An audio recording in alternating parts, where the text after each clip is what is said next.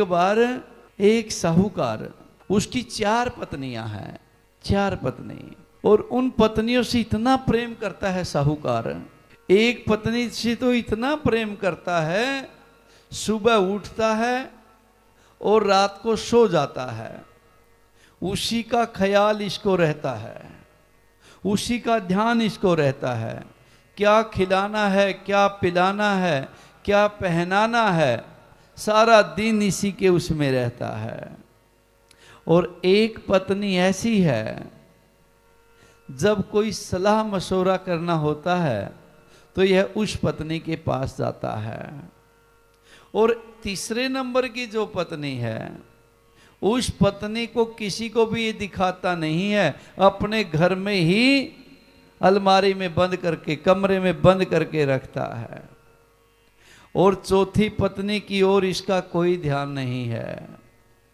अब जब अंत समय आया है इस साहूकार का, धर्मराज आए हैं इसको लेने के लिए, चलो भाई तुम्हारा समय हो गया। साहूकार ने कहा महाराज मैं अकेला जाऊंगा, अकेला आया है तो अकेला ही जाना पड़ेगा।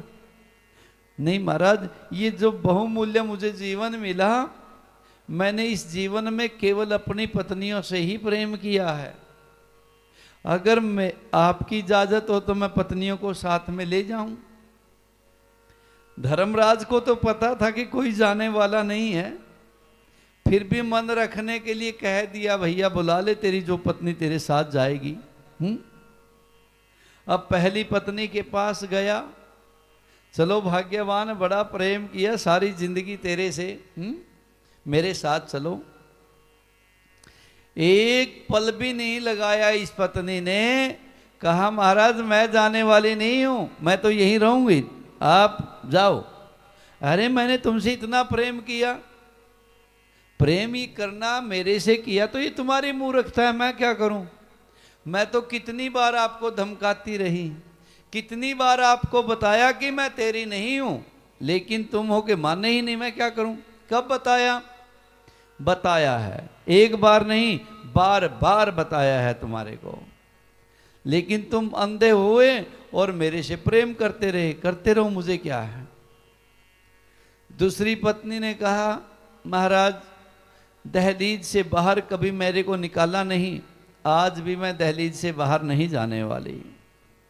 तीसरी पत्नी ने कहा महाराज जब सलाह लेनी होती थी, सलाह लेने के लिए आते थे मेरे पास, तो मैं आपका मन तो नहीं तोड़ूंगी, जो काम मेरे से लिया वही कर दूंगी, रास्ता बताऊंगी कहाँ जाना है, वहां तक मैं छोड़ भी आऊंगी आपको, आगे जाना आपने है, मैं साथ में जाने वाली नहीं हूं। यानी कि तीनों के साथ इसका संबंध ज्यादा था, तीनों ने इनकार कर दिया। अब रो रहा है चौथी के पास जाऊं कैसे, क्योंकि चौथी के तो कभी महत्व मैंने दिया ही नहीं। लेकिन चौथी पत्नी इतनी अच्छी थी, वो साथ आ गई। महाराज आप चिंता ना करो, मैं आपके साथ चलूंगी। अब बड़ा पछताया, रोया कि जिससे मैंने प्रेम किया वो तो गई नहीं, और जिसको मैंने इग्नोर किया सारी जिंदगी वो मेरे साथ चलने वाली है। तो ये पत्नियां कौन थी? पहली पत्नी है हमारा शरीर, सुबह से लेकर के रात तक इसी के ख्याल में रहते हैं, क्या पिलाना है, क्या खिलाना है, क्या पहनाना है, श्रृंगार करते रहते हैं इसका।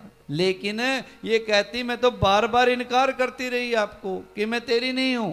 बाल सफेद हो गए, आंखों से दिखना कम हो गया, बदन में दर्द रहने लगा। मैंने कितनी बार आपको बताया कि अपना इंतजाम कर ले, मैं ज्यादा समय के आपके साथ रहने वाली नहीं हूं।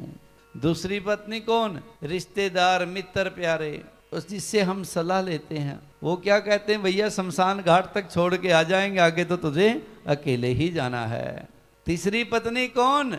धन दौलत हमारी जो तिजोरी में भर रखी है, अलमारियों में भर रखी है, वह दहलीज से बाहर नहीं जाती, यहीं की यहीं रह जाती है।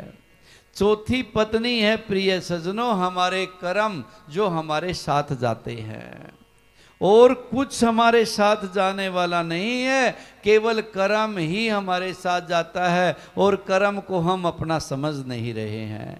इसलिए कुछ भी हो जाए, शरीर बिगड़े बिगड़ने दो, तिजोरी खाली हो जाए होने दो, मित्र प्यारे रिश्तेदार बिगड़ते हैं बिगड़ने दो, अपने कर्म ना बिगाड़ो कभी, उन्होंने ही अपना साथ देना है।